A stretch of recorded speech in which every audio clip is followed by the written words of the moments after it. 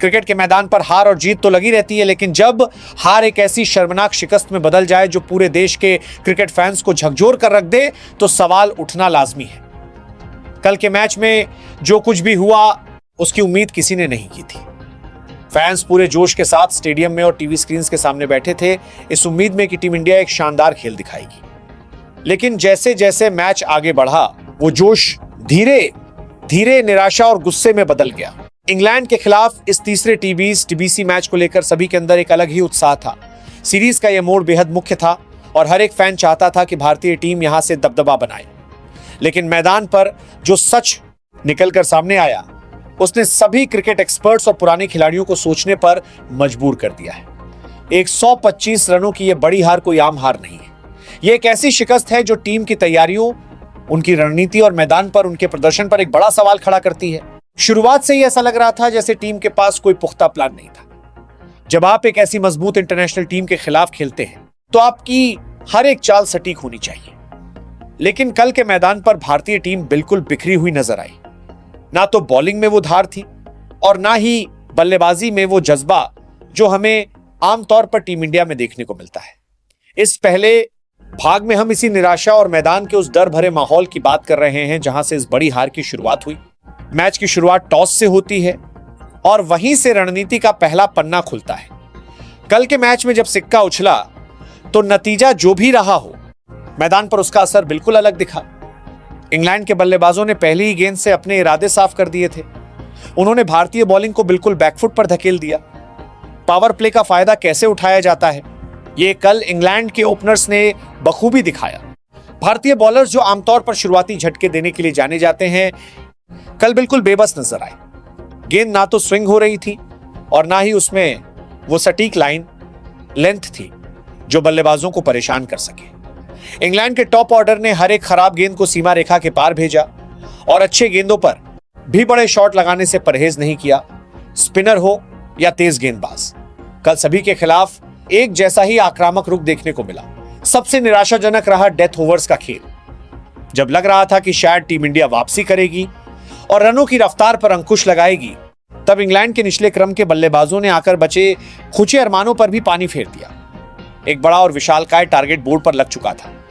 Bowling unit का इस तरह से बिखरना और रणनीति के मुताबिक गेंदबाजी ना कर पाना इस हार की सबसे पहली और सबसे बड़ी वजह बनी।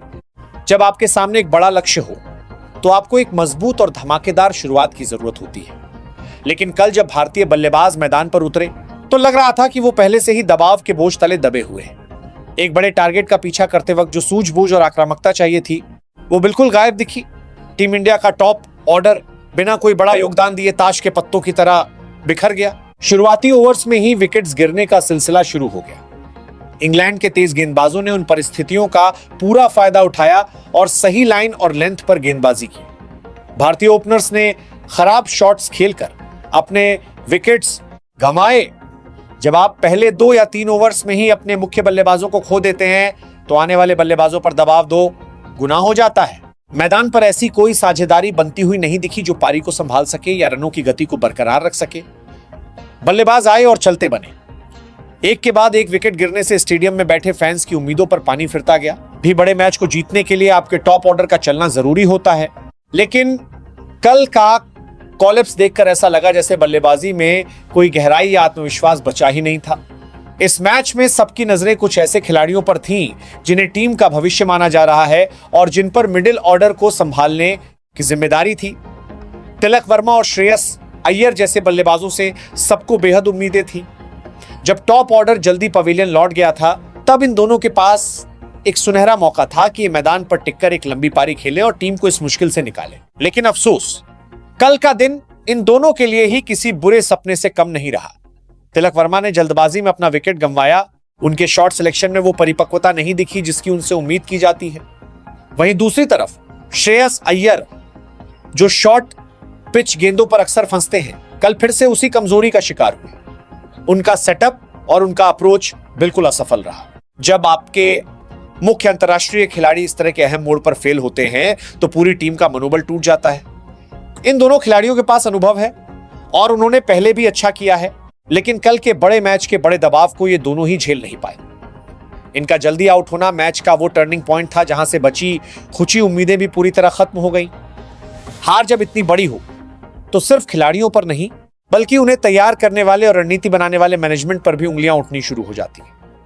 कोच गौतम गंभीर के आने के बाद से टीम से काफी बदलाव और एक आक्रामक सोच की उम्मीद थी, लेकिन इस सीरीज में और खासकर कल के मैच में जो फैसले लिए गए उन्होंने सभी को हैरान कर दिया। प्लेइंग 11 का सिलेक्शन हो या बैटिंग ऑर्डर में बदलाव, सब कुछ उल्टा पड़ता हुआ नजर आया। मैच से पहले टीम में 3 बड़े बदलाव किए गए थे, लेकिन क्या वो बदलाव सही सोच के साथ किए गए थे? कल के मैदान पर ऐसा बिल्कुल नहीं लगा। जब टीम मुसीबत में थी तब मैदान के अंदर से कोई प्लान भी निकलकर सामने नहीं आया।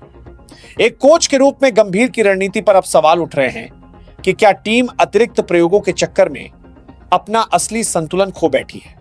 इसके साथ ही लगातार 5 मैच बिना किसी बड़ी जीत के निकल जाना टीम के अंदर चल रही किसी गहरी समस्या की तरफ इशारा करता है। खिलाड़ियों के बीच तालमेल की कमी और मैदान पर सही समय पर सही फैसले ना ले पाना मैनेजमेंट की सबसे बड़ी नाकामी रही।